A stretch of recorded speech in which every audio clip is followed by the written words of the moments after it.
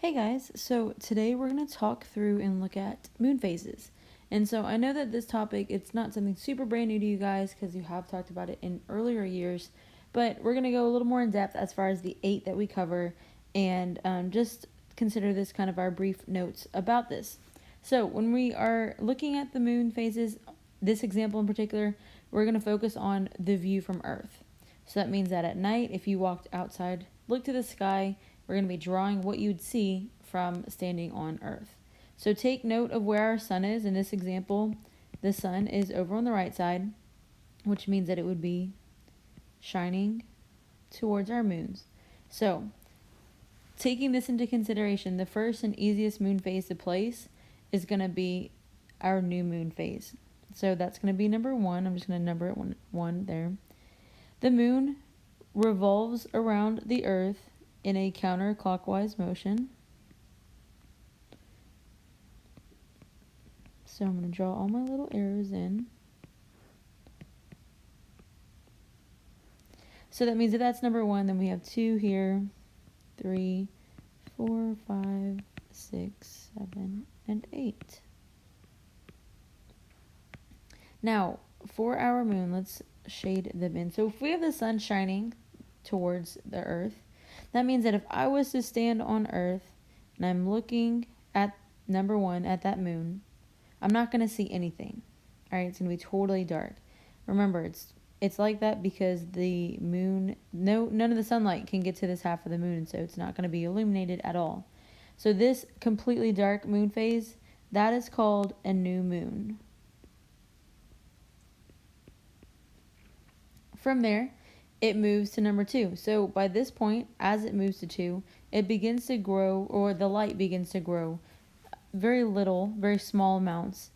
And so we have a crescent moon here. So I'm going to just draw a little half circle there. And the light, since this is waxing, the light will always be on the right. So waxing is whenever the moon phase is growing, the light is growing. And then it'll be called a crescent because all you can see is that small, like 1/4 of it, that small amount. And so that is called a waxing crescent. From there, moving on to number 3, the light's going to keep growing. By this point, it's halfway there. And same thing, the light stays on the right. So we're going to shade in the left side here. And so that is our, when it's halfway illuminated like that, that's going to be the first quarter.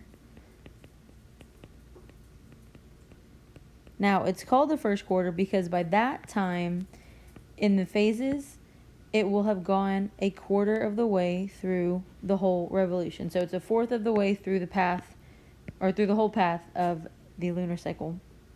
Now the light continues to grow. So number 4, we've got a crescent again, but this time though, all of the right side stays lit up, and so then just the left side gets shaded in.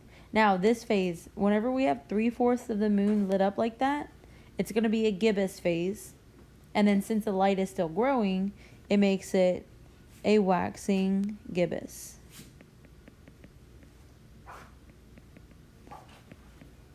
Sorry for the small handwriting, but it makes it a waxing gibbous. Now, as we move on to number 5, by this point, the moon is 100% illuminated.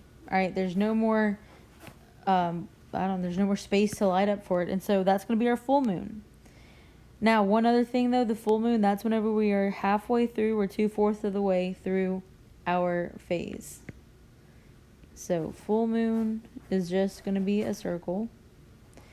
So that top half, that first half, that's all waxing. The light's growing, and so it is waxing. But from this point, from 6, 7, and 8, the moon begins waning.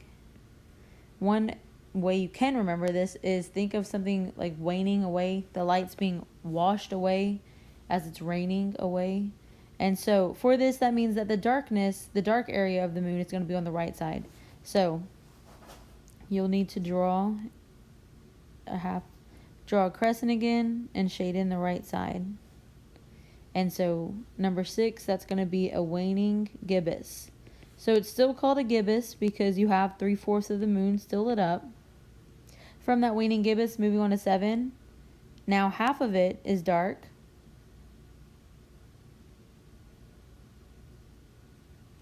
And so number 7 is going to be called the third quarter or the last quarter. That name kind of gets switched back and forth. So I'm going to write last up top. It gets switched up. And so by the time, and it's called a third quarter because that is 3/4 of the way around through the whole phase, or through the whole cycle. Moving on to number 8, we have our crescent again. So you're going to shade in 3/4 of it. So again, it's called a crescent moon because you can only see the crescent amount. You can only see like that 1/4 amount. So 8 is going to be a waning crescent because it is waning away. And then you move back to number 1, back to a new moon, starts your whole cycle over again, and it goes through for the next phase or the next cycle. So let's look at these questions here. Approximately how many days does it take to go from one moon phase to another? So to move from 1 to 2, it's going to take about 3.5 days.